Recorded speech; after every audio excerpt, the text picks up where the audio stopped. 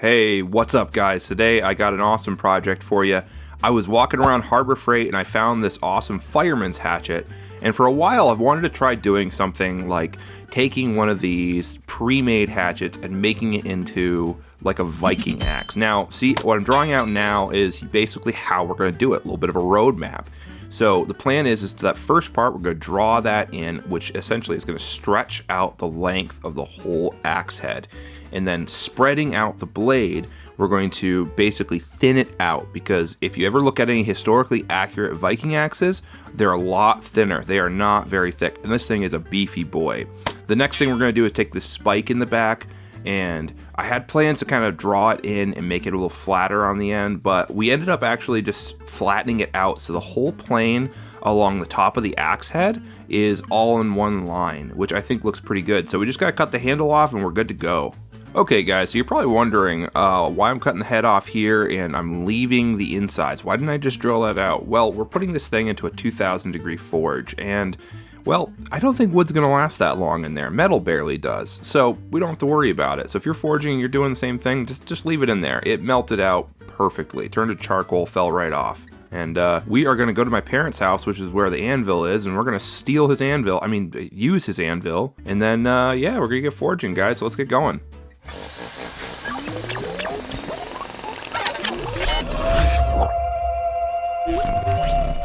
It's fall, the leaves are turning orange, and my inner white girl is happy because that means pumpkin spice iced coffee.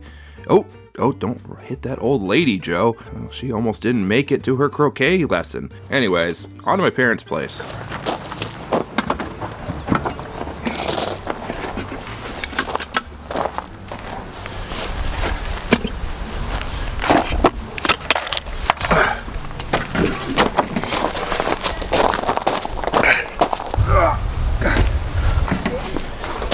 This is the stump the anvil goes on. Whew.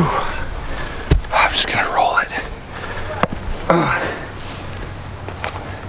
Move the coffee.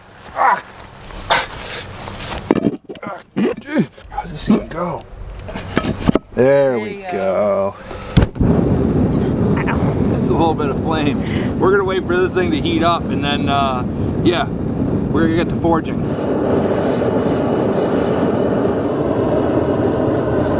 It's time to get this into the forge. Now, the reason I use vice grips versus actual forging tongs is, well, vice grips work pretty good when you're pounding on the thing, so that's what I use. Anyways, in it goes. In a second. It's hot. So I'm gonna go down to about 10 PSI. We were at like 20, so this thing was really cranking. This might make it a little more manageable for us to be able to actually work on this thing.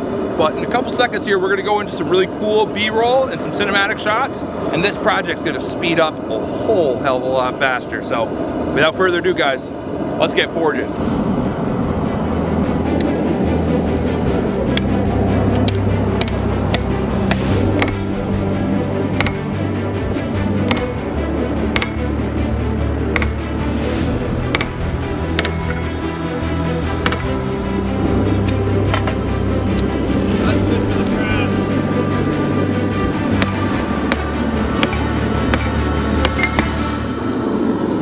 Supposed to happen.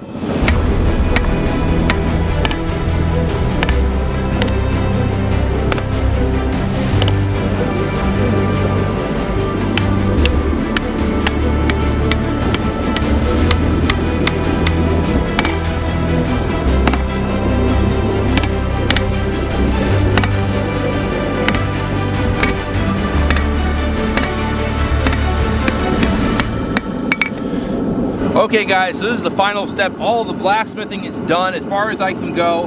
Man, this is a lot harder than I remember, but I'm just waiting for this to come up to the critical temperature and we're gonna quench the edge. We don't have to do the whole thing. The greatest thing about Viking axes in the 21st century is that just about anything is better than what they were using back then. A lot of it was just iron ore. They would put sometimes steel in the edge if they could manage to get some. But that's basically what we're gonna do. So like I said, anything, even a pot and pan is probably better steel than what they had. So once we quench the edge, that'll be enough. Then we'll case harden it with a blowtorch, just get it at the right temperature, leave the rest soft and malleable. But yeah, it looks like it's about the right temperature. We got some old cooking oil here, so we're going to get ready.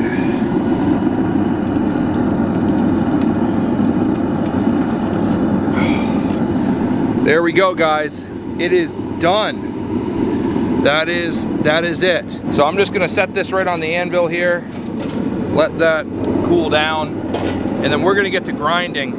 We're gonna see what we made. So guys, what we got done is a lot of work. A lot of forging actually helped with the shape here. So for refinements, we just gotta basically kind of take this, allow this to curve up here, and then we're just gonna straighten this out, allow it to gently curve down the back. These are kind of exaggerated lines here, and then kind of fit true this up here. And then for right here is where the majority of the work was gonna happen. So what we're gonna do is we're gonna grind it so we have that really deep belly that those Viking axes are known for. And then we're gonna take this front part, just put a little bit of a curve to it, not much. So we're gonna grind that off real fast, and then we'll do the majority of our work on the belt grinder right there.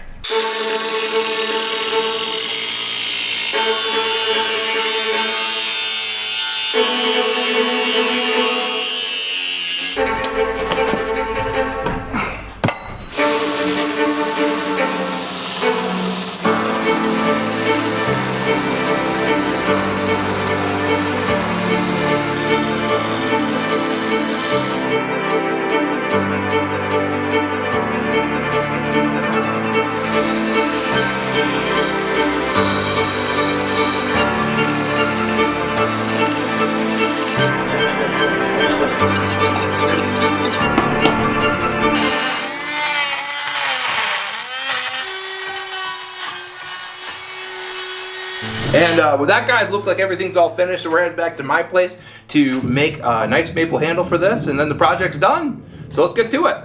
It is 12 o'clock on a Sunday morning. It is time to get up and get working. And I've got my coffee, I've got my forged out axe head. The next thing to do is just pick out what kind of wood we're gonna use. Now, I've got this maple, it's pretty good stuff. I'm gonna use it, but we gotta decide what kind of handle we're gonna make. I got my inspiration on the wall there, got my drawing. Nope, oh, wait, don't look at that. Don't look at that. So we're going to draw a couple axe heads here and kind of decide what we want to do with them. Now, there's a couple different styles. There's like the God of War style that everyone's really into right now, that big recurvy handle. There's like a traditional axe handle, which kind of curves forward and back. And these are not very good drawings, as you can tell. And then there's the kind of style that I want to make, which of course I drew myself into a corner. This is very good for throwing because you can slip your hand right off the end of the handle, and we're going to put some symbols on there. And I think that's going to work, guys. I think that's what we want to do. I got a bandsaw. Oh. You might be wondering why I'm bandsawing in the middle of my yard. Well, it's because I've been acquiring a lot of tools and I have no place to put them yet. Not going to tell you about it, but there's some pretty big things coming down the line. And this blade is very, very dull, so I'm going to show you guys kind of how to change a blade on a bandsaw real quick. So basically, you got this bandsaw that looks pretty sharp, but those are all the tips on those are dulled right off. Now, when you're wrapping up a bandsaw blade, the easiest thing for you to do is just to give it a little twist. So you see when you come out of the package here, they're all in a bunch of loops. So they're all just twisted together. So basically you take your two hands and you give it a good kind of sideways twist like that. One hand goes one way, one hand goes the other, and boom, it's like a magic trick. You've got all your bandsaw blades are all wrapped up. Anyways, the new blade, this thing still doesn't cut very well. So we're at some point going to have to do some kind of a, rebuild of this thing, which maybe could be fun for some bite-side builds, just kind of fixing up some tools around the house. But I'm very happy to have it. My neighbor sold it to me, and now I have a bandsaw. Although, like I said, the blade's not that good, and, doesn't work the best. But it is what it is.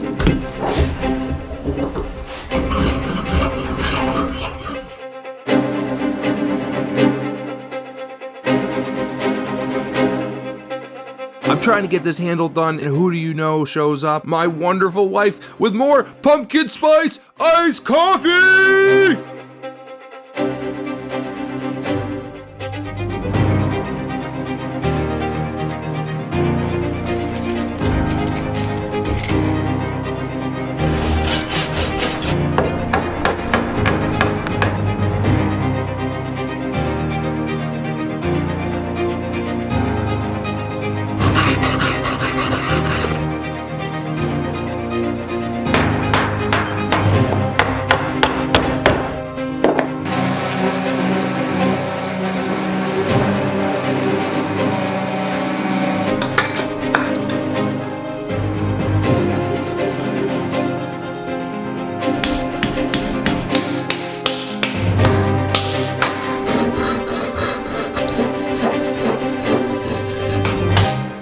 down to the final steps of the project, and the last thing for us to do is to put these symbols on the handle of the hatchet. Now there's a couple things we could put down.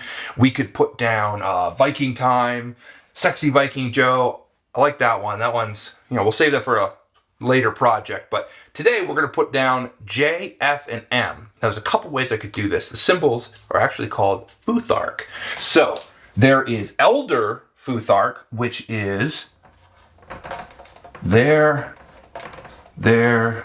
and there. Now that's Elder Futhark. Now there's a Younger Futhark, which is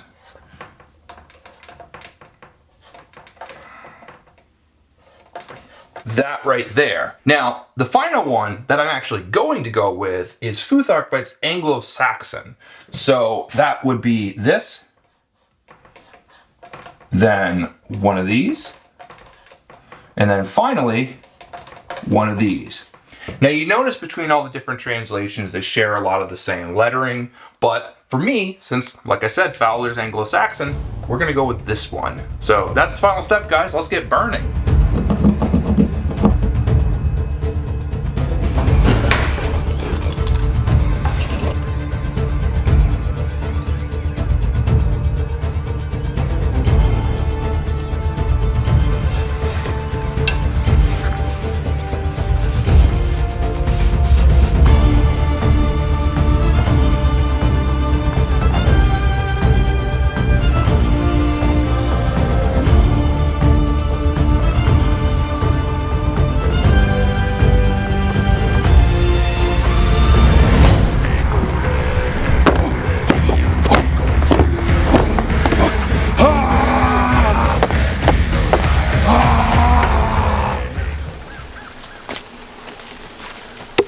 Well guys, that's the video. I hope you enjoyed it. Don't forget to like, and if you're not subscribed already, what are you waiting for? I make cool stuff like this all the time. You could do this, but you don't. So you watch me. So what are you waiting for? Subscribe. But that's all for this one. I'll catch you on the next one.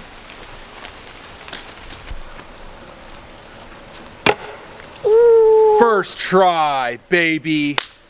Bam! Viking out. Pumpkin spice for the win. God, don't use that one. That one, I hate that take. I'll probably use that take with that in it.